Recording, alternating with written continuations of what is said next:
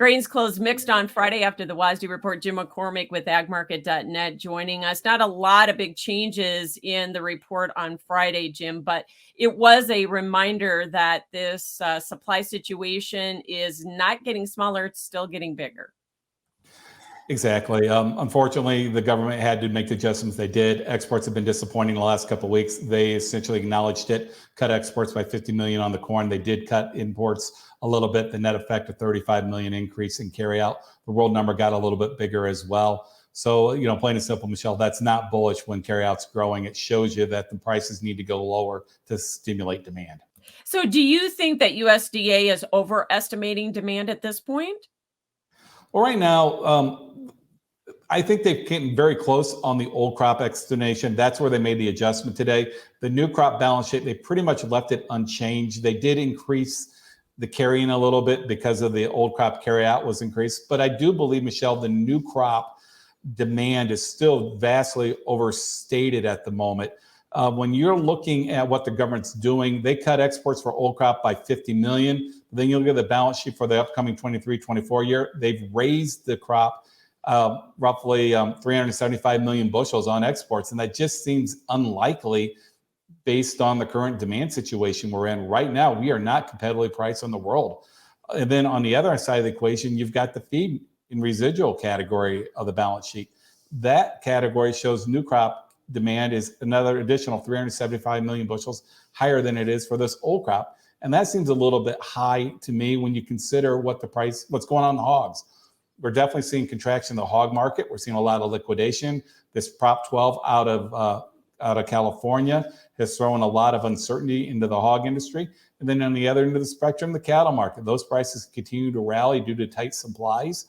So when you look at it, it seems kind of illogical, in my opinion, to think that we're going to feed additional 375 million bushels of corn year on year to a less supply of animals. Not to mention the Western Corn Belt is starting to see a little bit of reprieve from its drought. We're starting to see grass grow, and I think you're going to see more livestock on grass as well. So combined, you're looking at roughly, over 700 million bushels of demand that could get lessened when it's all said and done. This crop is not getting bigger, so to get 181.5 bushel per acre yield on corn seems unrealistic. But how big of a cut do we need to see in yield to offset this lower demand? Well, right now, just to kind of put it in perspective, Michelle, like I said, I agree with you. I think we've seen the big yield of the year, 181.5. The government left it unchanged. I think that was more of a placeholder. That's what they do in June. They tend to wait to July. I would look for that crop to get lowered, but I think you got to put it in perspective.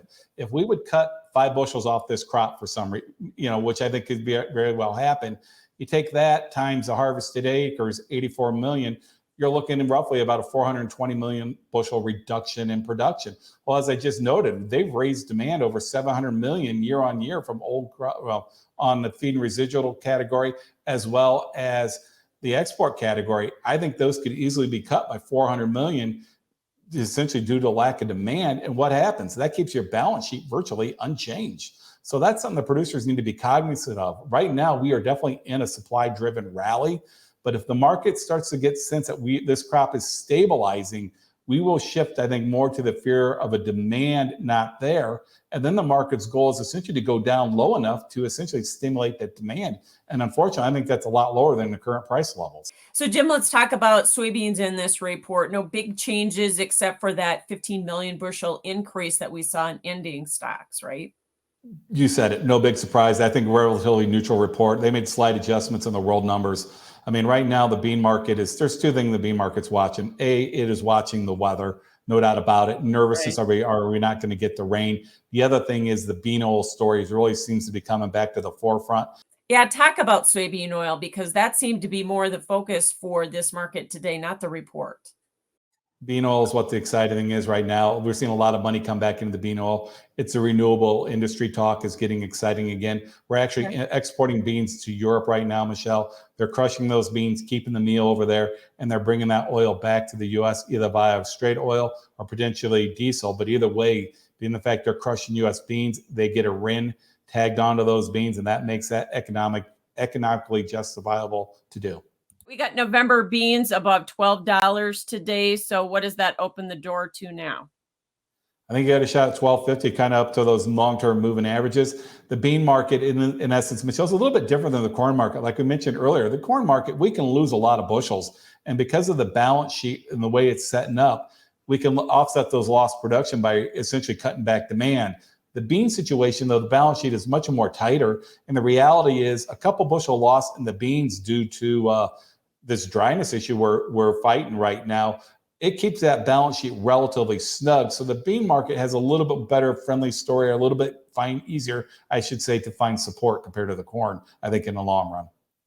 And the wheat market, like we said, not much for any adjustments in the report on the wheat balance sheet. And so that market right now, we're still having problems that we're not competitive in that market globally, though, right? Exactly. I mean, that's the problem. We actually were importing wheat a few weeks ago into Florida from Poland. That shows you how price uncompetitive we are. The wheat market's not there. So either our prices got to go down or the rest of the world prices need to come up to get us a little bit more competitive, to get this market excited. That could happen. There are some dryness issues. I know we're looking at our back door in the U.S. We've got dryness issues, but there's other concerns in other parts of the world. We are now, I think, officially, for what it's worth, in El Nino. And that already has the Australians writing down the size of their production of all their feed grains, especially in wheat in that part of the hemisphere, because El Nino tends to wreak havoc with their crops. So we hopefully will start seeing the wheat catch a little bit of a bid as maybe the world gets concerned about the supplies. But that won't happen until Russia quits undercutting us from a price standpoint in the market, right? That's it. Like I said, you got to get Russia to either run out or potentially the world to shun them due to the war going on in the Ukraine at this point, because they're essentially the anchor of the world wheat price right now. But if they start seeing the rest of the world having production problems, if they look like they may start having production problems and worried about their wheat supply, hopefully they will kind of pull back, start raising their prices. And like I said, that'll allow some demand to come back to the U.S. All-time highs in cattle this week in both cash and futures. Then we scored those key reversals. Did we confirm that yesterday, or does it not matter, Jim, when you're in this tight of a supply situation? Well, the technical picture definitely argues that maybe at least a temporary top's in place, but I think right now it's all down to the consumer, Michelle, and how much is he how much pain, I should say, is he willing to take to buy this, to buy this pork to buy the beef. And that's hard telling, to be quite honest. I mean, there was a stat, Michelle, I saw over the weekend that said if they did a survey and they asked, people said, how do you think the economic situation in the U.S. is, going? And like 18%, that was it, said it was going good. I'm not sure who that 18% is, but they said 18% thought the U.S. economy was going good. The rest said it was bad. But what's interesting, then they said, well, how is your household economic situation going? That was around 73, 74% of those people said they thought their own economic situation was very, very good. So it's really kind of interesting how the perception is there, to themselves compared to maybe their neighbors. And that is where it gets very tricky trying to figure out where this beef market demand is going to end. Because right now, if that consumer, even though he's worried about the U.S. economic outlook, and he's comfortable with his own economic outlook, he may continue to buy this high-priced beef. Yeah. And choice boxes were up again this week. We're over 325 on the choice, so certainly no slowdown being seen there yet. Exactly. That just shows you, I think, as long as they're paying up for the boxes, they believe you're going to continue to get it moved to the consumer. And remember, we still got two big grilling weekends. We got Father's Day weekend this upcoming week, next weekend, excuse me. And then a couple of weeks after that, you've got the 4th of July. And this year, it's kind of going to be interesting because the 4th of July is on a Tuesday. So, you're going to see kind of extended long holiday weekends, potentially before 4th of July and maybe even to the weekend after. So, we'll see if that grilling demand continues to sustain this higher beef price. And what's your outlook on the hog market? Because we had a nice rally off the contract lows after we had that $50 million USDA pork purchase. But then it's been pretty hard to sustain the rally here ever since. And can we sustain it, especially with what you mentioned about Prop 12 overhanging that market? That's the problem right now. I think eventually we will sustain it because essentially I think you are going to see the consumer shift away from the high-priced beef to the pork. We're already seeing some people do it. I know the Costco, during the Costco, earnings call, they were saying they were starting to see some consumer shift away from the beef, but we have not seen it yet. But the reality is this Prop 12 is just throwing this industry, I think, a little bit into a confusion mode, and it's going to take a little bit to work out. And that may be a kind of a wet blanket over the bull market for a little bit longer, unfortunately. All right. Thanks so much for joining us, Jim McCormick with agmarket.net, and that is Markets Now.